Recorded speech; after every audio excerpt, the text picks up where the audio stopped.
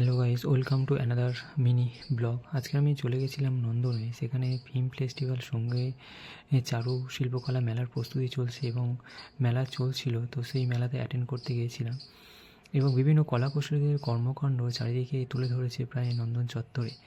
দেখো কত সুন্দর দেখতে লাগছে এবং এবং বিভিন্ন হোল্ডিংগুলো এইভাবে চারিদিকে টাঙানোর সঙ্গে চারুকলা মেলার হোল্ডিং, বিভিন্ন আর্টের কারুকার্য এখানে ফুটে তুলেছে এবং বিভিন্ন ফ্ল্যাগগুলোকে এমনভাবে সাজানো হয়েছে, একটা যেমন পাহাড়ে গেলে যেরকম ফিল পাওয়া যায় সেরকম ফিলটা এখানে দেখতে মনে হচ্ছে। সঙ্গে সঙ্গে দেখা পেলাম সেই রবীন্দ্রনাথের সেই স্ট্যাচুটা, যে স্ট্যাচুতে আমরা একসময় প্রচুর ফটো তুলেছিলাম এবং ছোটোবেলায় ম্যাক্সিমাম সময় এখানে যাওয়া হতো ও ফটো তুলতে এবং কলেজ থেকে এখানেই যাওয়া হতো। এখনও স্ট্যাচুটা এবং সঙ্গে সঙ্গে দেখো ওই যে গাছের কারুকার্যটা করা কত সুন্দর দেখতে লাগছে, এখনও মানে জীবিত হয়ে আছে মনে হচ্ছে দেখে। সঙ্গে সঙ্গে উল্টো সাইডটায় চলে এলাম, এখানে বিভিন্ন স্টল রয়েছে। যেহেতু দিনের বেলায় গেছিলাম, তো দিনের বেলাতে অতটা লাইটিংয়ের ফোকাসগুলো আমরা দেখতে পাইনি বা লাইটিংয়ের কারুকার্যগুলো দেখতে পাইনি। সঙ্গে মেন গেটটাকে দেখো কত সুন্দর দেখতে লাগছে। মেন যেটা হচ্ছে মেন গেট থেকে নন্দন যে ফিল্মের যে এরিয়াটা, সেই এরিয়াটা এখানে সিনেমাটা হয় এবং এখানেইতে ফটোগ্রাফি করা হয়। এই মেন পয়েন্ট এটা।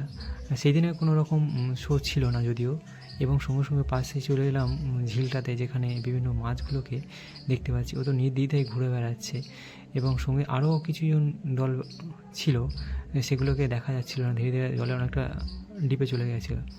একমাত্র ইনিই ব্যক্তি যে ওপরেই ভেসে বেড়াচ্ছিল এবং আমার ক্যামেরাতে আর জুম করা যাচ্ছিল না, যতটা জুম করে তাকে দেখালাম।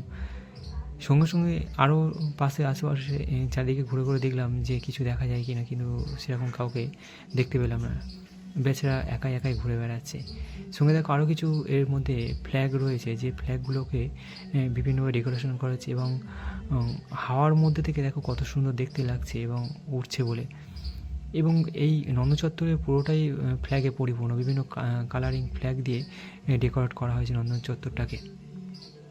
যেহেতু চারু শিল্পকলা মেলার প্রস্তুতি প্লাস মেলা চলছে ইভেনও, সঙ্গে সঙ্গে ফিল্ম ফেস্টিভ্যালও কদিন পরে শুরু হয়ে যাবে, তখনও আসতে হবে সেকেন্ড টাইম। এবার সঙ্গে সঙ্গে দেখো এই ঝিলের সাইডটা কত সুন্দর দেখতে লাগছে। এই ঝিলটাকে ব্যাপক লোকেশান, দুদিকেই ঝিল, মাঝখান দিয়ে যাওয়ার রাস্তা রয়েছে। এর সাইডে আমার একটা জিনিস খেয়াল হলো যে এখানে একটা চার্চ রয়েছে, যে চার্চটাকে দুদিক থেকে দেখা যায়।